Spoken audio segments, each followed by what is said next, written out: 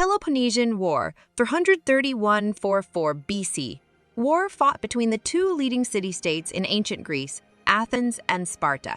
Each stood at the head of alliances that between them included nearly every Greek city-state. The fighting engulfed virtually the entire Greek world, and it was properly regarded by Thucydides, whose contemporary account of it is considered to be among the world's finest works of history, as the most momentous war up to that time.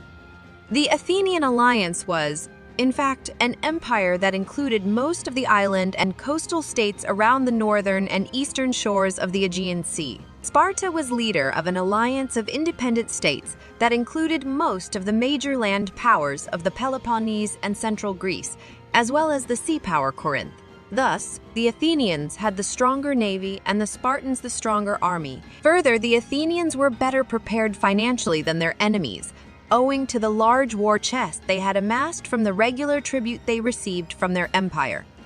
Athens and Sparta had fought each other before the outbreak of the Great Peloponnesian War, what is sometimes called the First Peloponnesian War, but had agreed to a truce called the 30 Years' Treaty in 445. As in the following years, their respective blocs observed an uneasy peace. The events that led to renewed hostilities began in 433, when Athens allied itself with Corcyra, modern Corfu, a strategically important colony of fleeting ensued, and the Athenians then took steps that explicitly violated the 30 Years' Treaty.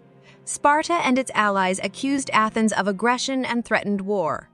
On the advice of Pericles, its most influential leader, Athens refused to back down. Diplomatic efforts to resolve the dispute failed. Finally, in the spring of 431, a Spartan ally, Thebes, attacked an Athenian ally, Plataea, and open war began. The years of fighting that followed can be divided into two periods, separated by a truce of 6 years.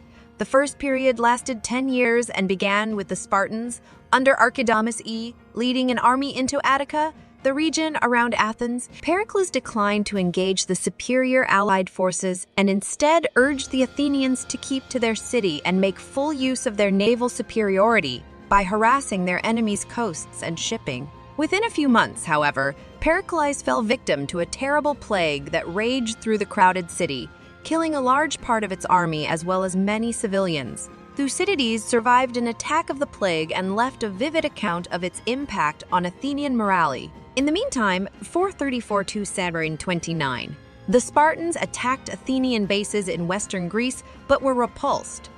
The Spartans also suffered reverses at sea.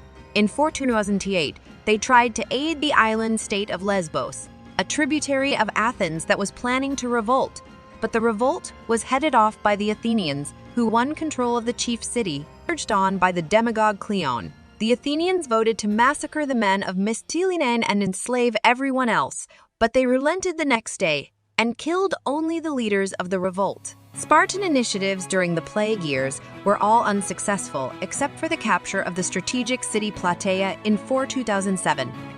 In the next few years, the Athenians took the offensive. They attacked the Sicilian city Syracuse and campaigned in western Greece and the Peloponnese itself. In 425, the picture was bleak for Sparta, which began to sue but led by Brasidas, hero of the Battle of Delium.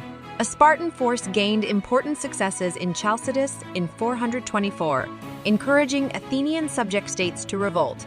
In a decisive battle at Amphipolis in 422, both Brasidas and the Athenian leader Cleon were killed. This set the stage for Cleon's rival Nicias to persuade the Athenians to accept the Spartans' offer of peace.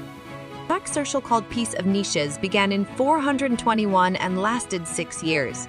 It was a period in which diplomatic maneuvers gradually gave way to small-scale military operations as each city tried to win smaller states over to its side. The uncertain peace was finally shattered when, in 415, the Athenians launched a massive assault against Sicily. The next 11 years made up the war's second period of fighting. The decisive event was the catastrophe suffered by the Athenians in Sicily. Aided by a force of Spartans, Syracuse was able to break an Athenian blockade. Even after gaining reinforcements in 413, the Athenian army was defeated again.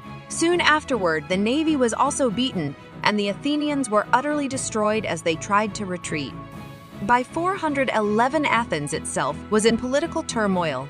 Democracy was overthrown by the oligarchy, which was in turn replaced by the more moderate regime of the 5,000.